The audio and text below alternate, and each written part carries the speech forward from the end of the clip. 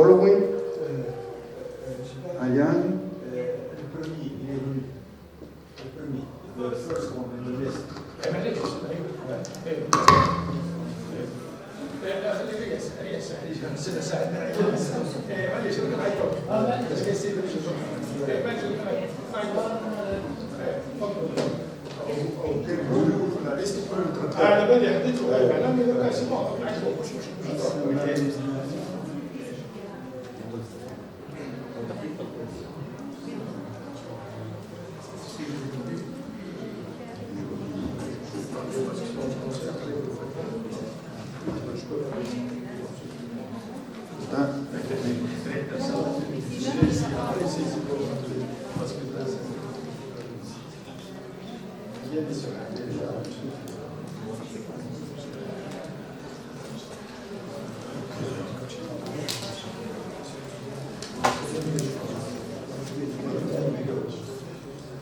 Okay,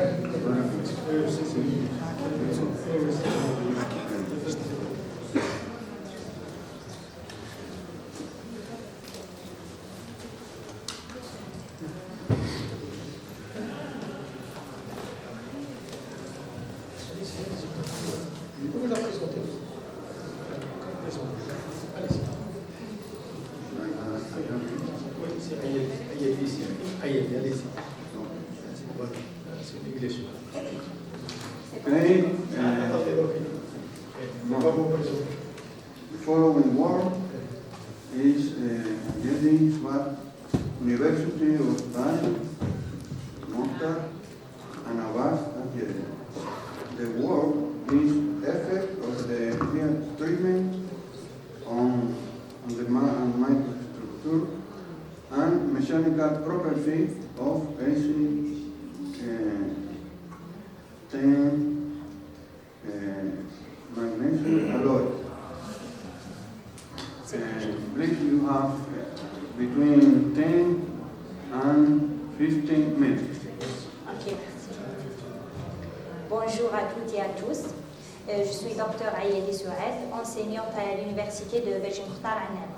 Le travail que je vais présenter s'intitule Effet du traitement thermique sur la microstructure et les propriétés mécaniques de l'alliage à SDG.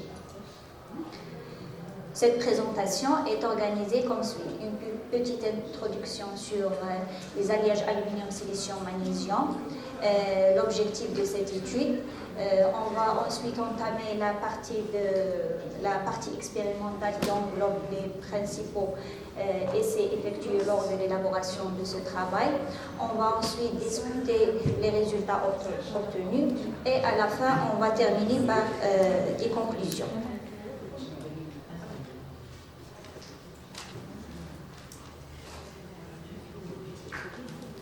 L'objectif de cette étude est de voir l'influence du traitement thermique appliqué sur le changement de la microstructure et des propriétés mécaniques de l'alliage à SDG. Commençons par une petite introduction.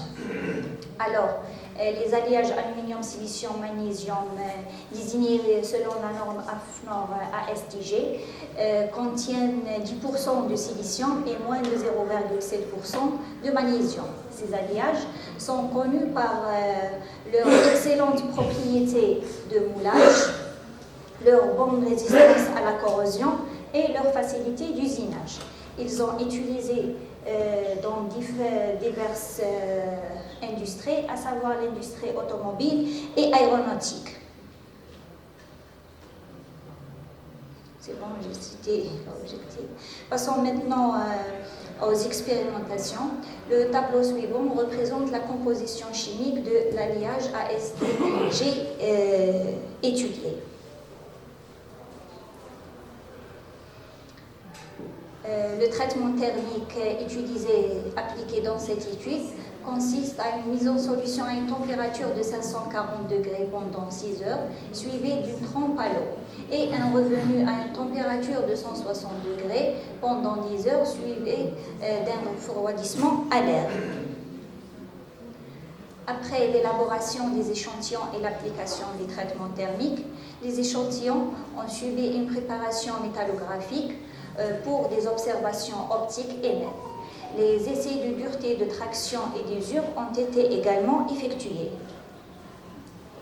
Le test d'usure a été effectué sous une charge de 50 newtons contre un papier abrasif de granulométrie 120 et une distance de 1000 mètres.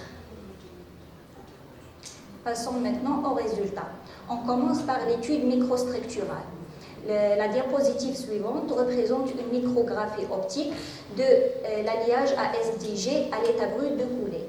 D'après cette micrographie, on peut dire que la microstructure de l'alliage en étude à l'état brut de coulée est composée de dendrites de solution solide d'aluminium et de tectique.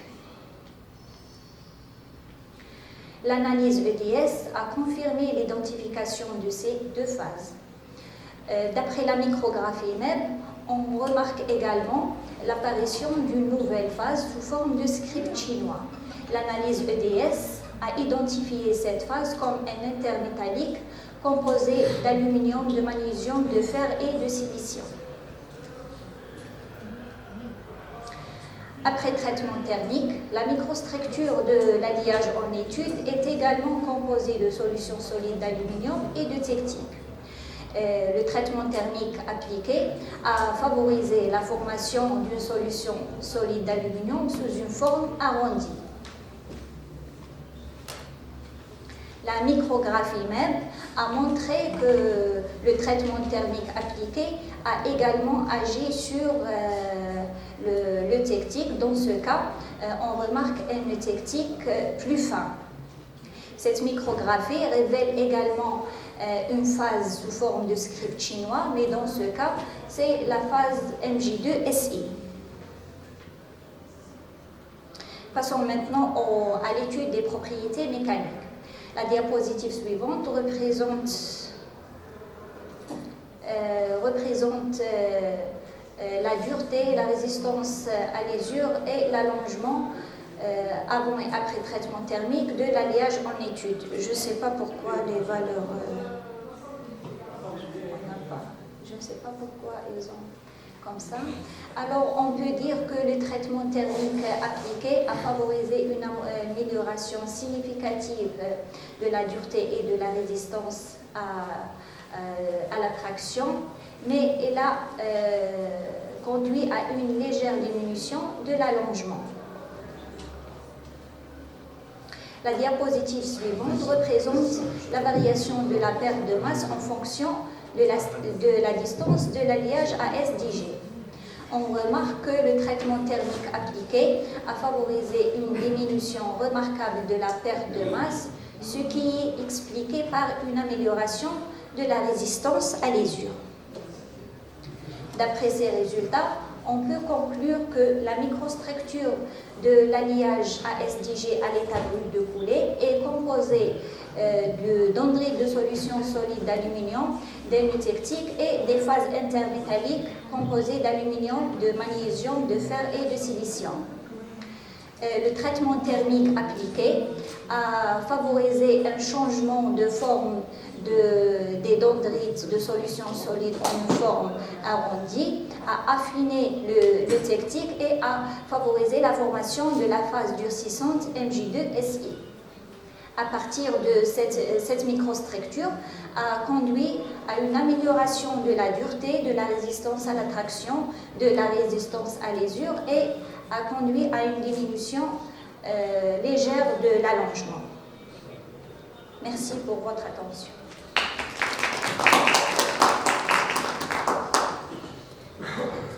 Very well, thank you. Congratulations for the presentation. Any question?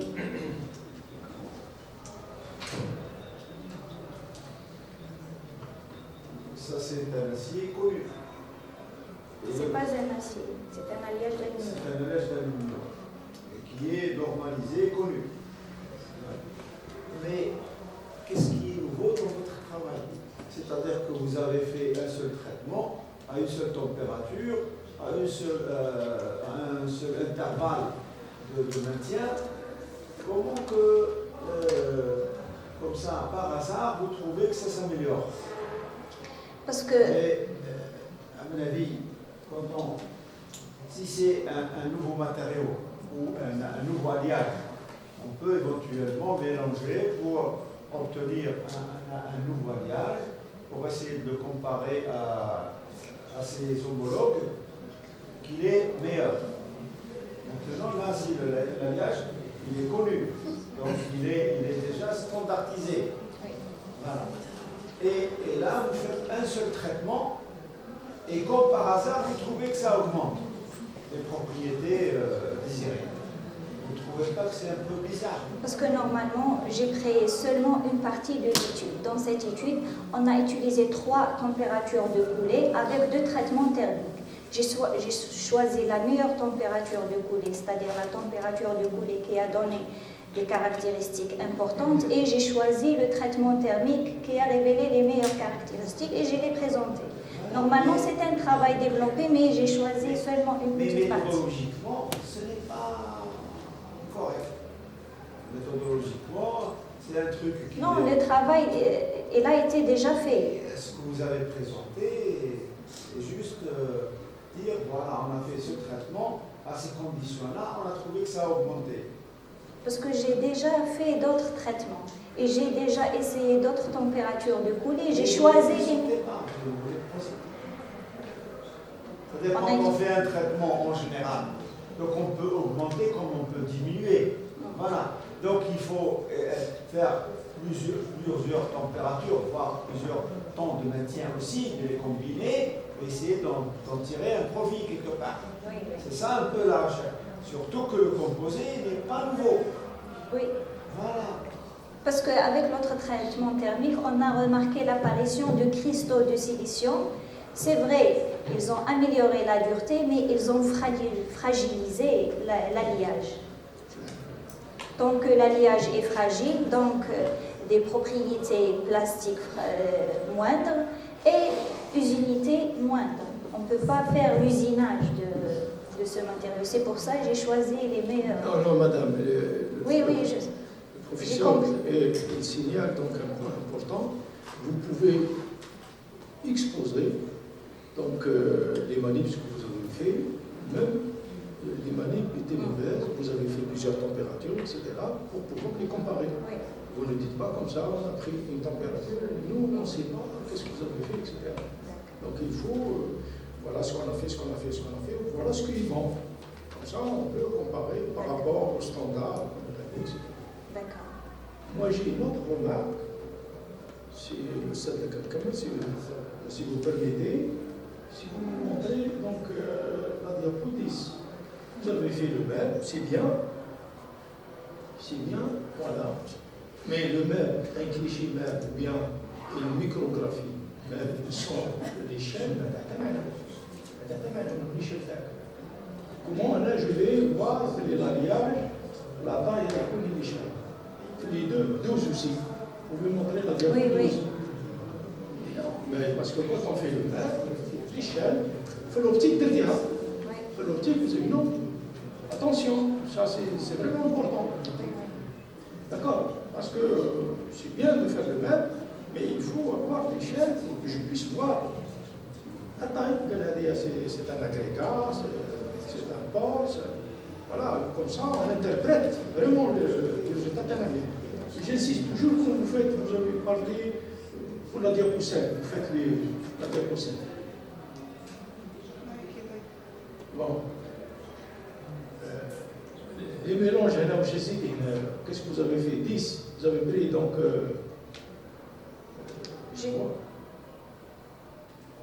Si vous faites, je ne sais pas, enfin, généralement on travaille dans les éléments à 100%. Vous avez pris 10, c'est quoi? Le dixième de silicium 9,60. J'ai 0,25, etc. Quand vous faites le total. Le reste, c'est l'aluminium. 10% de silicium est inférieur à 0,7% de magnésium. Donc l'aluminium, le 90%. Le reste, c'est aluminium. Non, il faut préciser les éléments qui ont 90%. باش نشوفوا حتى ندخل التوتال 100%. C'est comme ça, la chimie, vous me faites les pourcentages. Chaque élément, النسبة تاعو اللي تحطيها وفي الآخر التوتال. باش نعرف أنا اسكو il y a des traces, est-ce que c'est 100%? Non, il faut préciser. Moi j'écris que vous avez pris 10%, donc 10. Je vais prendre 10 grammes. D'accord? Quand on fait les éléments, là, qui sont les millimètres, sur le total, on a des 100%.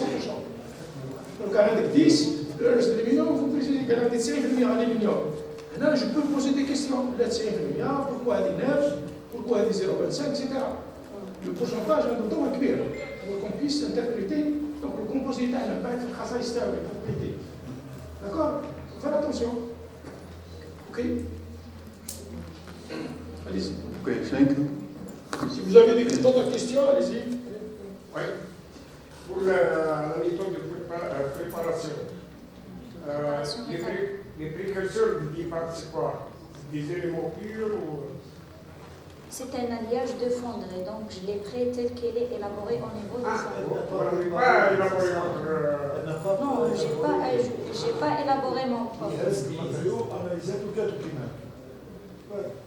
Et quand elle a chauffé, voilà. il va s'oxyder. Non, j'ai pris l'alliage de fonderie tel qu'il est, et puis lors de la coulée, j'ai dit qu'on a fait 3 températures de coulée différentes, 680, 700 et 740. Dans ce travail, j'ai remarqué que la meilleure température de coulée qui donne un compromis entre la microstructure et les propriétés métalliques, c'est la température de 680. Dans ce travail, j'ai présenté seulement à une température de 680 degrés, comme température de coulée. À 680, est-ce que le matériau est mis dans sous vide ou c'est les sous? Non. Il va s'oxyder donc. Non, on fait juste avant la coulée, on fait un traitement de dégazage. Est-ce que vous avez fait DRX? DRX, non. Ouais. Non. Pour s'assurer de la Non. formation de la pureté de la phase. Non, j'ai pas la DRX. Pour le DX, est-ce que vous avez comparé le résultat obtenu avec ce que vous avez mis au départ, là, théoriquement, pour les pourcentages dont on vous parle? Pour le 10, Ouais. le 10, je l'ai utilisé Vous pour donnez- identifier. Vous donnez les pourcentages là. Mhm. Normalement, à partir de ces pourcentages, vous pouvez tirer votre formule. Est-ce que c'est correct avec ce que vous prévoyez avoir théoriquement? Normalement, c'est correct. Normalement, c'est Vous pouvez correct. calculer théoriquement le pourcentage et le comparer à ce que vous avez obtenu. Parce que la surface, ce n'est pas homogène. D'accord? Donc, ce qu'on obtient, normalement, on devrait faire plusieurs régions différentes. On fait la moyenne pour se rapprocher de la réalité. Malheureusement, avec le 10, on ne peut pas faire plusieurs.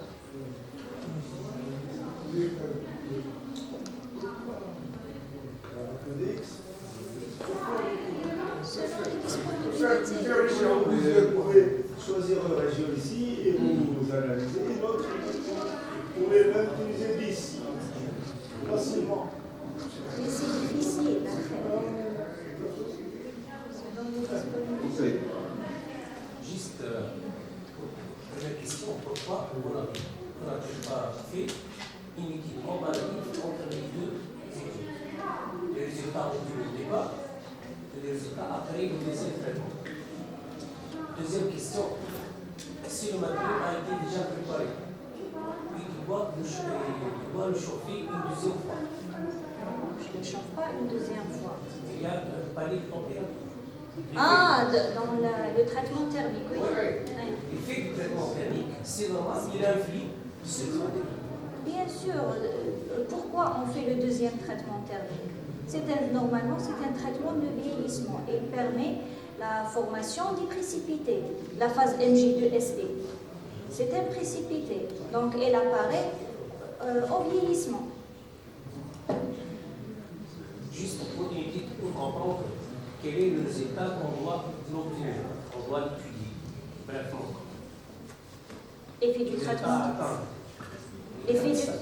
Ça amène le résultat à utiliser. Quel est le meilleur? Est-ce que du premier traitement ou du deuxième traitement? Non, c'est un traitement, c'est le même traitement, c'est un traitement complémentaire. Parce qu'après la mise en solution, on n'aura pas l'information des précipités. On fait le deuxième traitement thermique, c'est un traitement complémentaire. On ne peut pas faire. Donc les propriétés sont changées. Bien sûr, bien sûr. Okay, it is the last question because we are late and we don't have any time. Thank you very much for your presentation.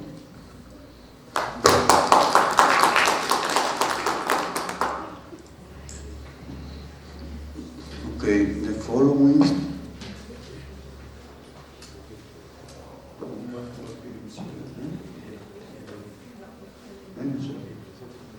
Vai agora?